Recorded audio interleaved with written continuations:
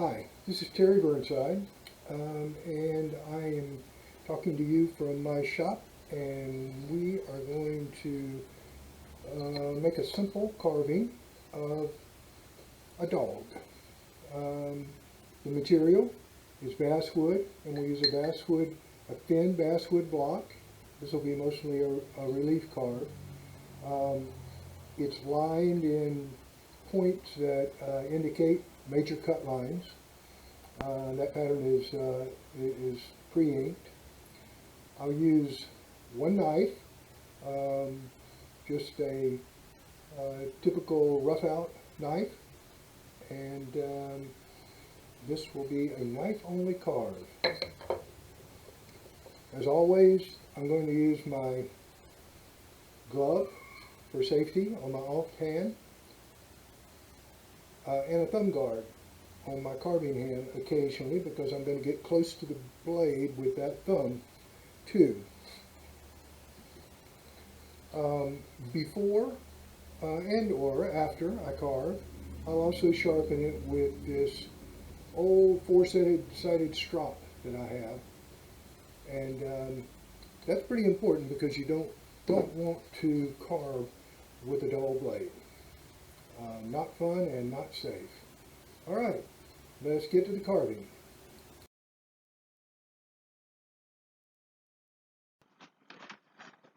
We will make some dark lines on places that will need stop cuts in. One at the bottom, below the feet. One just under the chin. And then going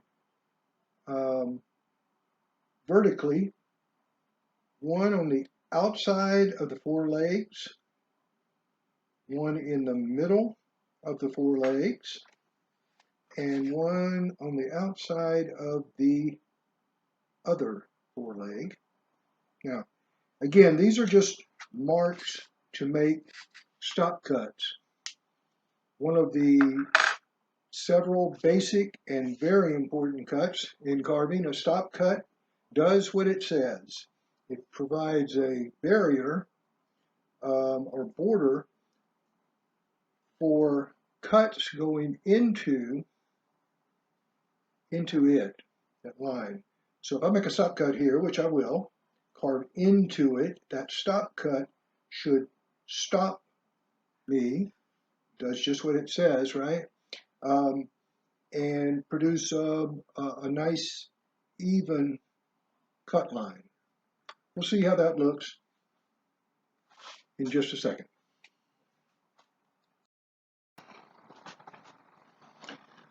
We'll now make the stop cuts that I mentioned before.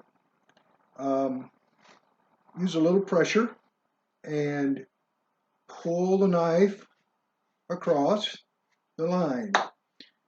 As you're cutting, cut a couple of times at least. Make the pressure less and to increase your control, to make sure the line is straight, and then go over it again and again if you wish. We'll do that on the line right beneath the chin, and then the three lines that run vertically that will be used to make borders for the forelegs and the haunches on the side. So now we've cut all our lines, our stop cut lines, and we are finished with this part of the carve.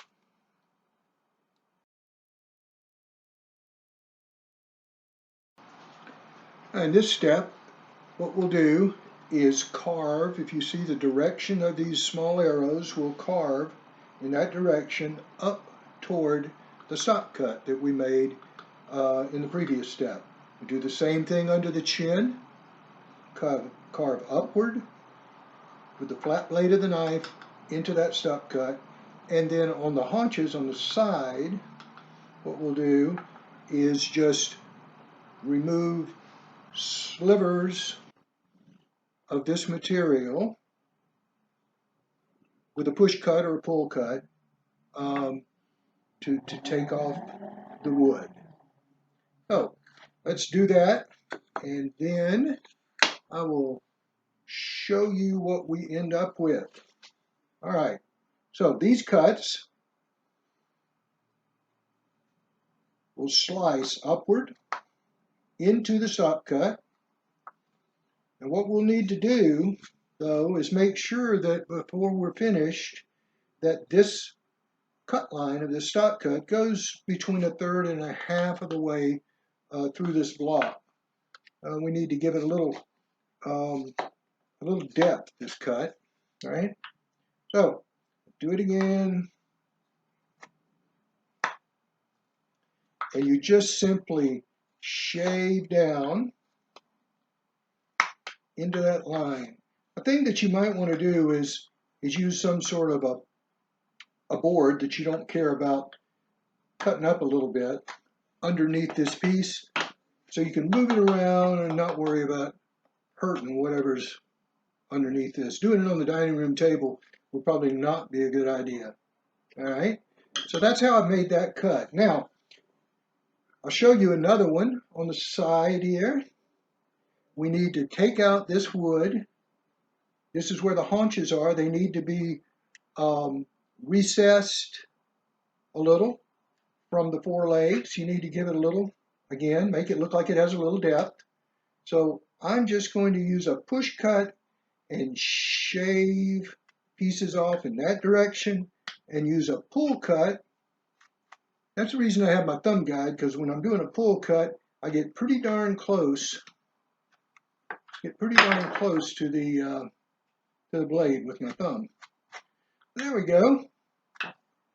And we'll do that until we get this guy between, again, 1/3 and 1/2 of the way through this block. All right, you're going to carve that until you reach a point where your carving looks like this. And you see I've cut away on the sides and up to the chin and up to the feet. And one cut that I didn't show you, I'll go back and show you now, is in the middle between the forelegs. I want to do something called a V cut. And to do that, I simply angle my knife and draw it down on either side of that original cut in the middle. And like magic, that little sliver in the middle comes out. And if you look, it's kind of in the shape of a V. That's why we call it a V cut. All right? So, what we have then, when we're done, is that. And we will move on to the next step momentarily.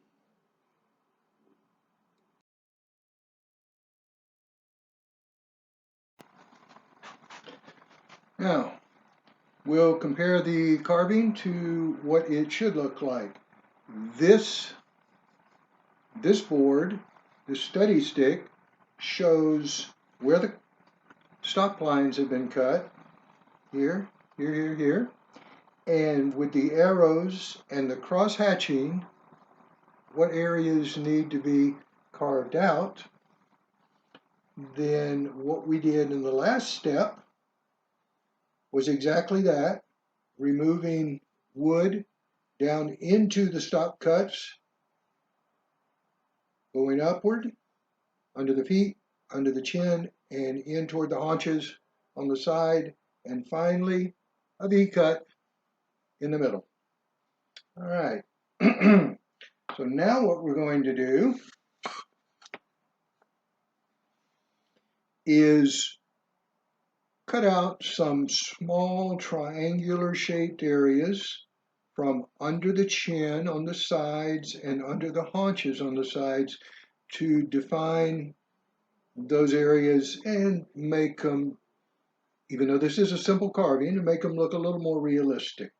All right, so that is what we're going to do now. Remove these triangular areas, 1, 2, 3, 4. Okay. Now to do that, I think first, for me, I do this a lot when I'm carving. You notice that study stick was marked. Well, I think I would also like to mark my carving so that I can get a good idea of where I want these cuts to be made. So I'll do just a push cut inward and what would be a stop cut down, and out pops a little triangle. We'll do another one to get it just a little further in. We're done with that side. Now you can do that in reverse also.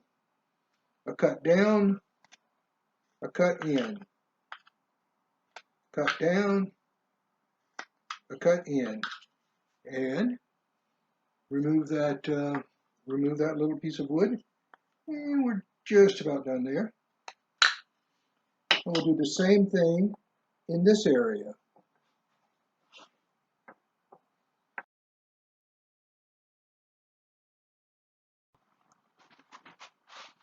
Now for the next step, we're going to do something with a little more finesse, but still a fairly simple cut all in all.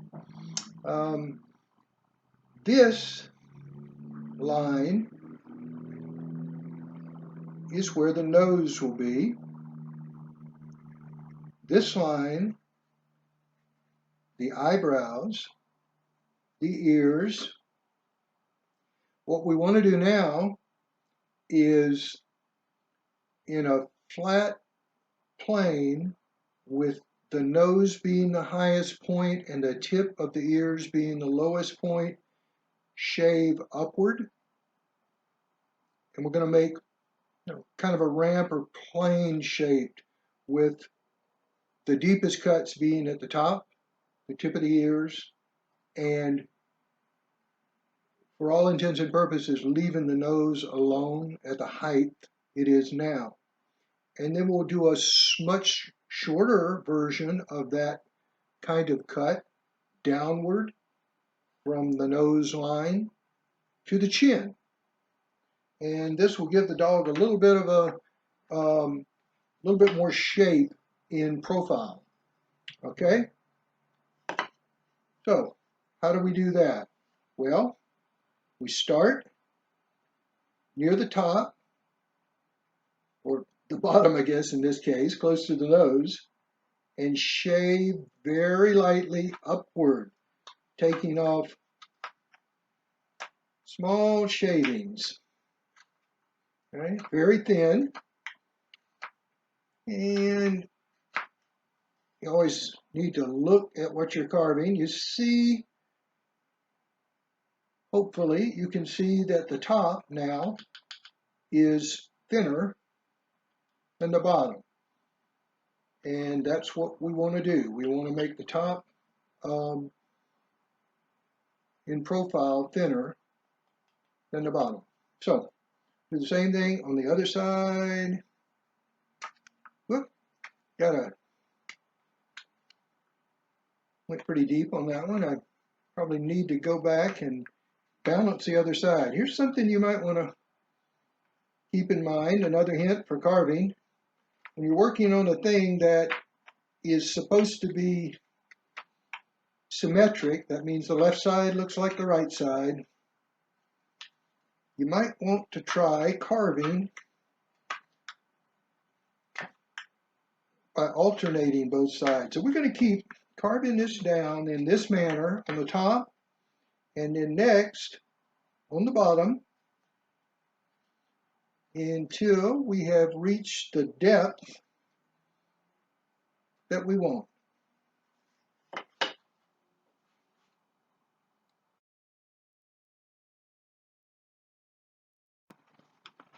All right, so when we've finished with that carving, we should have a sloping plane from the line of the nose to the top of the head, with the nose being the highest point, the top of the head being the lowest point, and a similar kind of slope from the nose line down to the chin on the other side, with again the nose line being the highest point and the chin being the lowest. This again is to give our dog a little more realistic look. Now, the next place we go in our carving is indicated in this by this study stick. By the way, I've used that term several times, study stick. It's just simply a carved figure that normally is in stages. And as you've noticed, each one of these study sticks has indicated, drawn on it, the cuts for the next step. So you can kind of see what's going on. It is a stick you study a carving with. Here we go. I will make stop cut lines on the bottom for his paws and carve down into those. These are shown by lines that are drawn on this figure. I'll carve on the sides of the legs to round them out a little bit on the sides. I'll cut stop cuts above the head, at the top of the head, and carve into those stop cuts to lower the ears, to make them lower than the head. And finally, I'll carve a stop cut. This is like a big V shape, a stop cut on the left side and the right side, and then take my knife, hold it fairly flat, press the point down at one point at the top, and swing the knife around. All right, so point down here, and I'll push that around and see what happens. Be very careful. Control this cut, or you'll end up shaving a piece off his forward that you don't want to, taking the brow line out altogether, and you don't want to do that. So cut down a couple of times, and when you finish, you should have a deep brow cut in to the dog. Again, simple stop cut on the ears and carve up into that from the outside. All right. And then on the bottom, this takes control, so do it.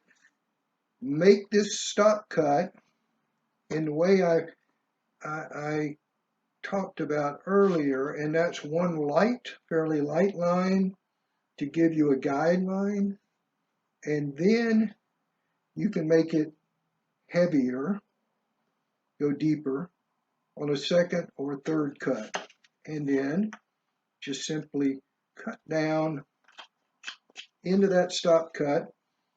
Now here's a little trick. If it doesn't cut well in one direction, turn it around and cut in the other. This is a push cut.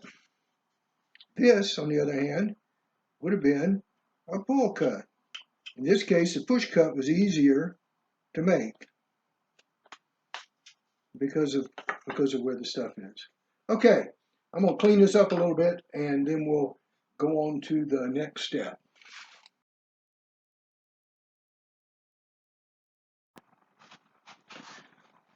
All right, so your dog at this point is all the major um, pieces of wood have been removed. Word for that, one of many words is blocking. You've pretty much got this thing down to a point where just a little bit of rounding, and maybe if you want some sanding, and even painting are in order. One thing I'd like to show you, we've left this extension of wood on the bottom intentionally so that you can firmly hold on to this piece while you're carving it. Otherwise, you'd be working with a very small piece and um, would probably be uh, obscured by your hands most of the time. If you wish, once this carving is finished, you can simply cut the bottom off with a fine tooth saw or even your knife by running a few more stop cuts down the bottom and shaving up into them. You can remove the top easily. So what we want to do now, what you might want to do now, is what I just referred to as rounding. Now this is exactly what the word might indicate. You want to take these rough edges, these straight, harsh right angles off the edges around the whole dog. See if you've got angles on the outside. One thing to watch now as you're doing this, so you don't chip off pieces that you don't want to remove, um, is the grain. Sometimes you'll notice as you're carving that you're having a hard time and big chunks of wood are starting to come out, bigger than you want, and you're having a hard time controlling that. It's probably because you're going against the grain. In this particular, all of these pieces that we've prepared, the grain runs the long way vertically. So if you're carving at this point, you want to carve with the grain. That's in this direction because those fibers run, the grain fibers run up and down rather than against it. If you try to carve against it, you're gonna find that you're taking pieces of wood out that are chunks and not smooth slivers. So anyway, I'm carving with the grain here up into the dog's throat, removing that rounding, and we'll look at the finished dog here in just a second.